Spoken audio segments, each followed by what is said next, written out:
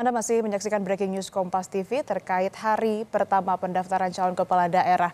Kita sudah terhubung dengan anggota Dewan Pembina Perludem, Titi Anggraini. Mbak Titi, selamat pagi, apa kabar?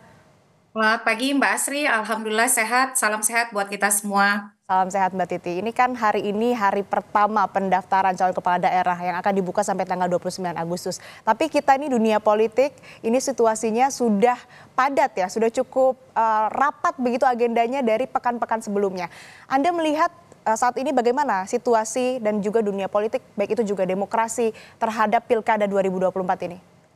Ya, tentu saja kita tetap harus apresiasi pada putusan Mahkamah Konstitusi nomor 60 tahun 2024 dan 70 tahun 2024.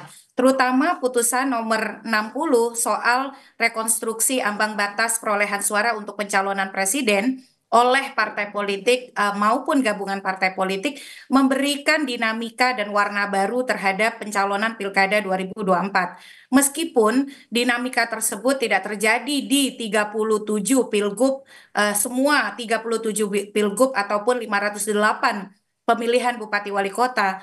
Tapi faktanya sejumlah wilayah yang menentukan arah politik Indonesia itu mendapatkan manfaat dari putusan 60, di mana persyaratan menjadi lebih mudah antara 6,5 sampai 10%.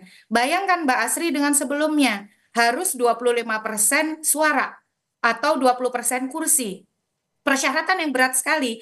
Nah, ketika direkonstruksi dengan putusan Mahkamah Konstitusi, ilustrasinya misalnya di Jakarta atau Banten, 25% perolehan suara itu bisa menghasilkan tiga pasangan calon. Kalau semuanya diambil ya peluang itu oleh partai politik. Nah, dinamika dampak dari putusan MK yang kemudian memberikan keran ataupun saluran pencalonan kepada partai-partai itu ternyata disambut oleh sejumlah partai di beberapa daerah. Sebut saja misalnya perkembangan terakhir kita melihat bagaimana PDIP mendeklarasikan pasangan calonnya sendiri di Provinsi Banten untuk pemilihan gubernur. Sesuatu yang tidak akan terjadi kalau tidak ada putusan MK nomor 60. Lalu PKS misalnya yang di Jawa Barat mendeklarasikan ya Ahmad Syaiqo untuk maju di Pilkada Jawa Barat atau kemudian menyatakan akan mengusung Ahmad Syaiqo. Nah, hal-hal seperti itu insentif dari putusan MK. Ternyata keragaman pilihan politik itu ketika dibuka kerannya, partai politik akan mendapatkan insentifnya. Ini juga untuk membantah bahwa putusan nomor 60 seolah-olah dinarasikan hanya untuk satu atau dua partai tertentu. Ternyata banyak partai yang akan mendapatkan manfaat. Itu yang pertama. Yang kedua, adanya dinamika beberapa hari belakangan, meskipun kita sangat sesalkan ya, langkah-langkah apa balik yang beberapa saat lalu terlalu berani. Tetapi kemudian dengan sikap itu juga kita menjadi tersadarkan nih Mbak Asri, menjelang pilkada itu kita tidak boleh berdiam diri. Kita tidak boleh kemudian hanya membiarkan proses itu hanya berlangsung di antara para elit. Ini menjadi salah satu hikmah ya yang bisa didapat oleh publik Indonesia bahwa batalnya revisi Undang-Undang Pilkada bukan berarti itu akhir atau selesai dari sisi perjalanan pilkada. Dia harus dituntaskan dengan kompetisi yang sehat, dengan melawan politik uang, dengan melawan politik transaksional. Jangan sampai kemudian pilkadanya curang. Karena segala perjuangan teman-teman mahasiswa, elemen masyarakat sipil, tokoh agama, tokoh masyarakat, tokoh perempuan, dukungan dari kawan-kawan media, itu akan jadi sia-sia kalau kemudian pilkadanya contoh penuh dengan politik uang, lalu kemudian politisasi birokrasi. Ini harus terus nih kerja kita nih. Kemarin itu sebenarnya putusan MK dia membangkitkan kesadaran bahwa ada agenda besar yang sedang kita masuki, yaitu Pilkada Serentak 2024. Hmm. Yang mungkin tidak banyak orang yang sudah tersadar bahwa kita sudah masuk pada fase pilkada ya. Tapi yang kedua adalah ternyata publik kita juga sadar bahwa memang suara, hak, aspirasi itu harus diperjuangkan begitu. Karena Hmm. kalau dia tidak diperjuangkan, hari ini kita tidak akan melihat nih dinamika yang sebegitu ya bisa dikatakan cukup kompetitif ya. Hmm. Mungkin kalau kita tidak ada misalnya gerakan turun ke jalan, Hmm. bersuara dengan kritis, mempersoalkan langkah-langkah yang berusaha menyimpangi putusan Mahkamah Konstitusi, bisa jadi hari ini kita hanya melihat satu kelompok politik besar yang mayoritas begitu ya, yang kemudian mengusung calonnya secara seragam dari semua daerah dengan alasan komitmen politik yang sama begitu. Hmm. Tapi kan ternyata ketika saluran itu dibuka, dipertahankan, akses kepada pencalonan dibuat lebih mudah, keragaman politik itu bisa kita ciptakan. Ternyata euforia dan semangatnya jadi berbeda ya Mbak Asri Hmm. ya begitu ya.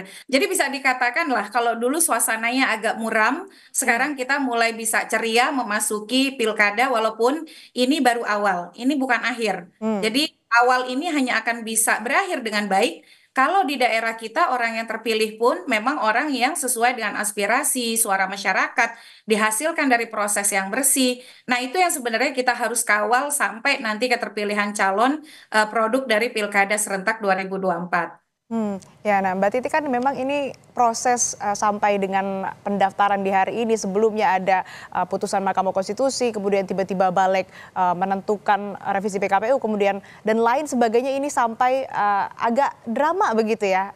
Pilkada 2024 ini, tapi akhirnya masyarakat turun ke jalan terlibat langsung dalam pilkada ini jadi lebih hidup lagi ini untuk kemudian mengawal konstitusi begitu ya. Namun kan ini dari putusan Mahkamah Konstitusi dan juga kemarin rapat dengar pendapat antara Komisi 2 DPR RI kemudian dengan KPU, Bawaslu, DKPP dan perwakilan pemerintah akhirnya mengakomodir putusan MK nomor 60 dan 70 itu ya. Artinya juga ada beberapa pihak yang diuntungkan, salah satunya partai politik ini di daerah yang diuntungkan artinya bisa mencalonkan sendiri calonnya begitu ya, kepala daerahnya dari tanpa kemudian berkoalisi begitu ya, membuka peluang lebih besar.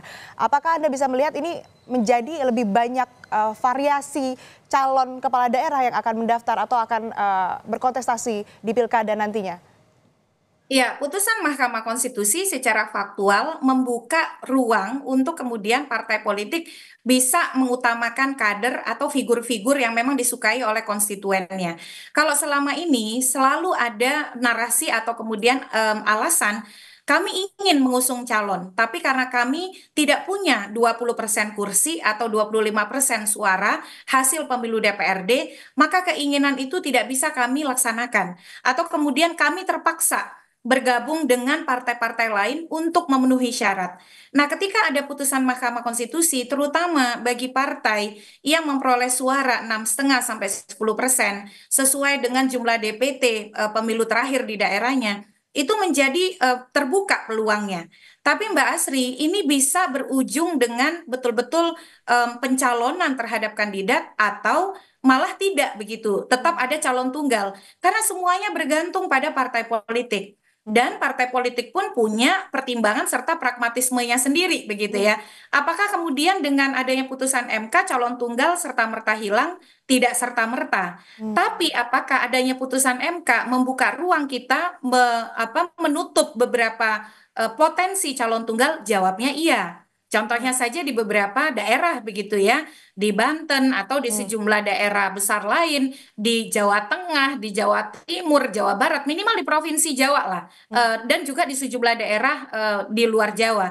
Tetapi harus juga kita pahami nih, logika partai itu dalam konteks daerah tidak kemudian seragam begitu. Apakah daerah-daerah ada yang tetap calon tunggal? Ada. Karena mereka punya komprominya sendiri di daerah-daerah tersebut yang melampaui persyaratan untuk pengusungan calon. Misalnya ada kepentingan untuk kemudian lebih memperkuat peluang untuk menang karena dia merasa dia tidak punya cukup kandidat yang kuat, dia juga tidak punya terlalu cukup kader yang bisa dijual di pilkada. Oleh karena itu pilihan pragmatis yang paling cocok adalah bergabung dengan partai lain, tapi itu adalah pilihan sadar begitu. Bukan pilihan yang kemudian ketika dia punya kandidat, punya calon yang potensial, dia tidak bisa mencalonkan.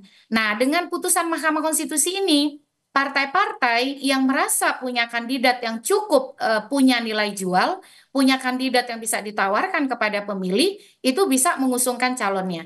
Tapi paling penting Mbak Asri, partai menjadi tidak kehilangan karakter kepartaiannya. Karena dia bisa tetap menjaga warna partainya, tetap bisa menjaga penerimaan oleh konstituennya. Bukan berarti karena kita pemilu legislatifnya masih lama ya, Hmm. di tahun 2029, lalu partai serta-merta bisa meninggalkan pemilih. Jangan Hmm. lupa, ini era media sosial, era transparansi informasi, memang betul tidak seoptimal kalau ada pemilu dalam jangka waktu dekat yang kita bisa menghukum partai. Tapi misalnya suara-suara netizen, suara-suara konstituen, kemarahan-kemarahan politik dari warga, itu pasti sedikit banyak mengusik partai-partai kita begitu. Hmm. Nah, tapi sekali lagi Mahkamah Konstitusi sudah membuka kutubnya begitu ya, gerbangnya sudah dibuka. Sekarang yang akan masuk gerbang itu ya Hmm. bukan pemilih, tapi diawali oleh partai dulu. Hmm. Kalau partai memang kemudian mengambil peluang gerbang yang terbuka itu dia masuki dengan mengusung calon, yang akan merasakan manfaatnya tentu pemilih. Kita tidak diperhadapkan hanya pada pilihan yang satu gitu ya, atau calon tunggal, atau pilihan-pilihan yang terbatas. Hmm. Tapi situasinya kalau pilkadanya kompetitif, Mbak Asri, Hmm. dalam riset yang kami lakukan, ketika pilkada betul-betul mengusung calon-calon yang all out didukung partai, itu politik uang jauh lebih bisa kita eliminir. Hmm. Karena nanti akan ada hubungan yang sangat erat atau yang cukup erat antara kandidat dan pemilih, sehingga sulit untuk kemudian mengintervensi itu dengan pendekatan uang atau hal-hal yang sifatnya transaksional. Hmm. Jadi ini sebenarnya bagus bagi demokrasi kita karena politik uang dan juga politik yang transaksional itu hanya bisa diatasi